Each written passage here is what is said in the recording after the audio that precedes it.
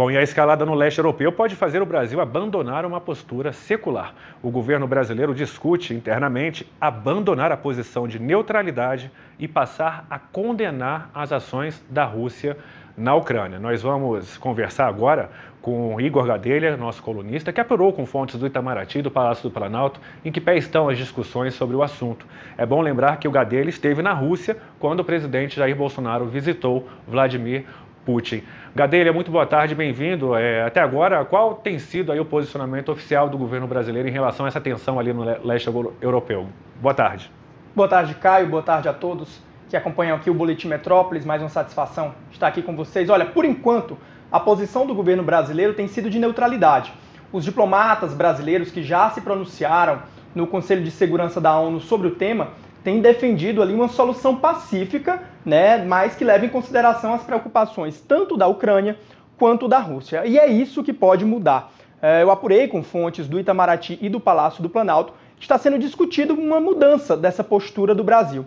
A ideia seria, Caio, o Brasil passar a condenar as ações russas lá na fronteira com a Ucrânia. E qual é a ideia? A ideia é que o Brasil condene as ações russas por meio de uma ação multilateral. Não seria uma posição isolada do Brasil. O Brasil assinaria uma manifestação multilateral assinada por outros países em organismos internacionais condenando a ação russa. Uma das possibilidades seria, por exemplo, o Brasil assinar um documento a ser divulgado pelo Conselho de Segurança da ONU, do qual o Brasil é membro rotativo. Outra possibilidade seria o Brasil assinar uma manifestação do G20, que é o grupo das 19 maiores economias do mundo, ou então também da Assembleia Geral da ONU. Segundo as fontes do governo brasileiro, está descartada a possibilidade de uma manifestação individual, isolada do Brasil contra a Rússia. Também por hora, Caio, embora o governo esteja estudando mudar essa posição e passar a condenar a Rússia, está descartada por hora qualquer sanção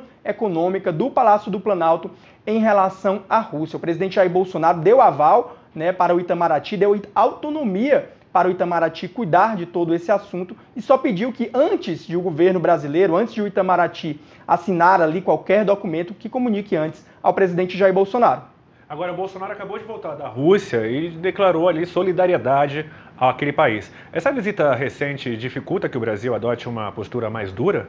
Olha, Caio, pegou muito mal a declaração e a própria visita do presidente Jair Bolsonaro à Rússia nesse momento, Para autoridades americanas e autoridades de outros países europeus, a visita de Bolsonaro a Putin, a Vladimir Putin, naquele momento, pode ter passado uma sinalização de que o Brasil apoia a Rússia. E a declaração do presidente foi ainda mais desastrosa quando, logo ao chegar ao Palácio do Kremlin, que é a sede do governo russo, Bolsonaro disse que os brasileiros são solidários à Rússia, sem dizer ao que estava se referindo. Depois o presidente tentou consertar em uma nova declaração ao lado de Putin. Ele disse que o Brasil é solidário aos países, desde que esses países optem por caminhos pacíficos para a solução de seus conflitos. Mas há uma cobrança, sim, que o Brasil mude de posição.